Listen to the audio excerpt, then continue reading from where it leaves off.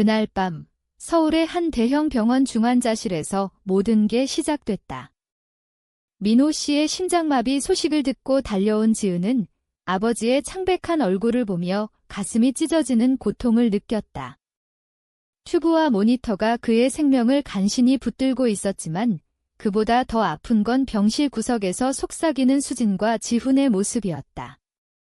수진, 아버지의 재혼 상대, 45세의 그 여자는 여전히 미모를 과시하며 눈물을 훔치는 척했지만 지은은 알아챘다. 그 눈빛 속에 숨겨진 탐욕을. 지은아, 이제 왔니? 의사 선생님이 말씀하시길 회복이 어렵대. 오수진의 목소리가 달콤하게 흘러나왔다. 하지만 그 뒤에 숨긴 날카로움이 지은의 등을 서늘하게 만들었다. 지훈은 의자에 기대 앉아 스마트폰을 만지작거리며 웃었다. 형제가 돕지 않으면 누가 하겠어? 회사 일은 내가 챙길게. 지훈, 수진의 친아들, 28세. 그는 아버지의 키를 물려받았지만 그 안에 빈 껍데기였다. 지은은 32세, 한진 물류의 부의사로 승진한 지 얼마 안 된 참이었다. 아버지 민호 씨가 창고 하나로 시작해 50억 원 규모의 제국을 세운 그 회사에서 그녀는 숫자와 계약서를 읽으며 자랐다. 그런데 이제 아버지가 쓰러진 이 순간 그 제국을 노리는 독수리들이 날아들고 있었다. 지은은 아버지의 손을 잡았다. 따뜻함이 아직 남아있었다. 아버지는 깨어나실 거예요. 그녀의 목소리는 단호했지만 속으로는 분노가 스멀스멀 피어올랐다. 수진과 지훈이 주고받는 눈빛, 그 속에 담긴 계산. 지은은 이미 알았다. 이들은 가족이 아니었다. 아버지가 3년 전 수진을 만난 후 모든 게 변했다. 수진은 재혼녀, 이혼 후 화려한 사교계에서 민호 씨를 만난 그녀는 운명적인 만남이라고 포장했지만 지은에게는 계산된 함정이었다. 지훈은 그 패키지의 일부, 대학을 2번이나 중퇴한 문제아였다. 민호 씨는 수진의 설득에 넘어가 지훈을 회사에 들였고 전략개발 이사라는 거창한 직함을 줬다. 지은은 MBA를 마치고 돌아와 회계팀에서부터 시작했는데 지훈은 코너 사무실을 차지했다. 증명을 해라라는 아버지의 말 뒤에 수진의 속삭임이 있었다. 지은은 침묵했다. 그 침묵 속에서 상처가 쌓였다. 어머니가 췌장암으로 세상을 떠난 후 10년간 아버지와 둘이서 버텨온 세상이 무너지는 느낌이었다. 어머니의 사진이 사라지고 집안이 수진의 취향으로 물들어갈 때마다 지은은 이를 악물었다. 가족이니까 참아라라는 한국 사회의 그 무거운 압박이 그녀를 짓눌렀다. 병실을 나서며 지은은 지훈의 문자를 봤다. 긴급 이사회 내일 9시. 리더십 논의하자.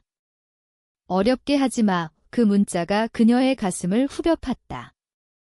배신의 맛, 그것은 쓴맛이 아니었다. 차갑고 날카로운 칼날처럼 느껴졌다. 지은은 그날 밤 회사 서버에 접속했다. 수진과 지훈의 이메일, 그 속에 숨겨진 계획. 수진이 변호사에게 보낸 민호 씨의 인지 능력 평가, 사전 조치 필요라는 메시지. 지훈의 유언장 개정 후 내목 확보라는 내용. 그들은 아버지의 심장마비를 기다린 게 아니었다. 이미 계획하고 있었다. 지은의 손이 떨렸다. 어머니가 죽은 후 아버지가 가르쳐준 말, 세상은 약한 이를 삼켜. 보이지 않는 곳에서 강해져라. 이 그녀는 그 말을 새겼다. 이제 그 강함으로 맞설 때였다. 하지만 복수는 달콤하지 않았다. 매 순간 그녀의 마음에 상처가 새로 새겨졌다. 아버지를 지키려는 선택이 그녀를 점점 고립시키고 있었다. 이사회 회의실은 긴장으로 가득 찼다. 지은이 15분 일찍 도착하니 수진이 이미 헤드 자리에 앉아 있었다. 아버지의 자리. 그 도발에 지은의 피가 끓었다. 지은아, 와줘서 고마워. 수진의 미소는 가시 같았다. 지훈은 값비싼 정장을 입고 자신만만하게 앉아 있었다. 이사회 멤버들이 들어오자 수진이 입을 열었다. 민호 씨의 상태가 심각해요. 의사에 따르면 인지 저하 가능성이 크대요. 안정적인 리더십이 필요하죠. 지훈이를 임시 대표로 제안해요. 지은은 참지 않았다. 어떤 의사요? 아버지의 주치의는 뇌 손상 없다고 했어요. 수진이 서류를 밀었다. 인지 저하 가능성, 판단력 상실 추천이라고 적힌 보고서. 지은은 알았다. 가짜였다. 이건 어제 날짜예요. 아버지가 깨어나지도 않았는데 그녀의 목소리가 날카로워졌다. 지훈이 끼어들었다. 회사 생각 좀 해. 내가 민호 씨 옆에서 일했잖아. 하지만 지은은 노트북을 열었다. 지훈 씨 부서 실적 봐요. 싱가포르 프로젝트 실패, 핸더슨 계약 상실. 왜죠? 회의실이 조용해졌다. 지은은 이메일을 화면에 띄웠다. 수진의 민호 상황 대처, 사전 근거 마련 메시지. 지훈의 통제 후 돈 문제 해결 내용. 멤버들의 얼굴이 굳었다. 이건 맥락 왜곡이야. 수진이 소리쳤지만 지은의 복수가 시작된 순간이었다. 이사회는 현 구조 유지로 결정했다. 수진과 지훈이 나가며 속삭였다. 끝난 게 아니야. 민호 씨 퇴원 후 내가 결정할 거야. 지은은 그 위협에 몸이 떨렸다. 배신의 상처가 깊어졌다. 이제 그녀는 더 깊이 파고들어야 했다. 민호 씨의 변호사, 영철 씨의 사무실은 변함없었다. 20년 전 사진이 걸린 그곳에서 지은은 자료를 요구했다. 유언장, 주주명부, 최근 거래 내역. 그녀는 밤새워 분석했다. 수진의 과거 이혼 기록, 지훈의 마약 문제, 회사 자금 유출. 지훈이 마약 딜러에게 빚진 5억 원. 그 빚 때문에 그는 절박했다. 지은은 사립탐정을 고용했다. 사진과 녹음이 도착했다. 지훈이 딜러와 만나 가족 문제 해결하면 돈 줄게라고 말하는 내용. 수진의 목소리가 녹음된 테이프, 민호를 혼란스럽게 해 약으로 지은의 가슴이 아팠다. 이 복수는 그녀를 변화시켰다. 잠 못 이루는 밤, 고독한 아픔. 왜 나예요? 왜 아버지를? 그녀는 스스로 물었다.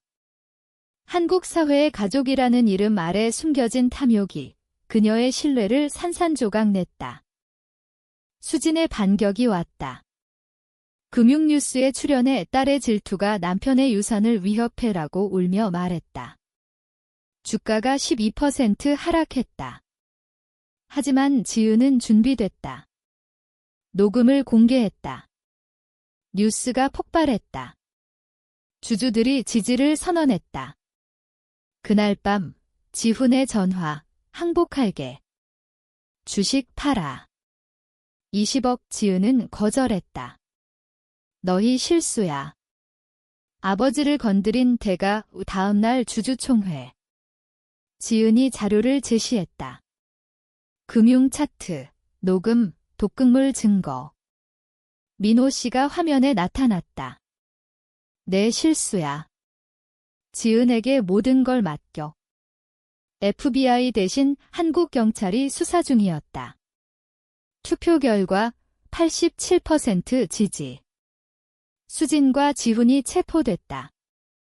음모, 살인 미수, 주식 조작.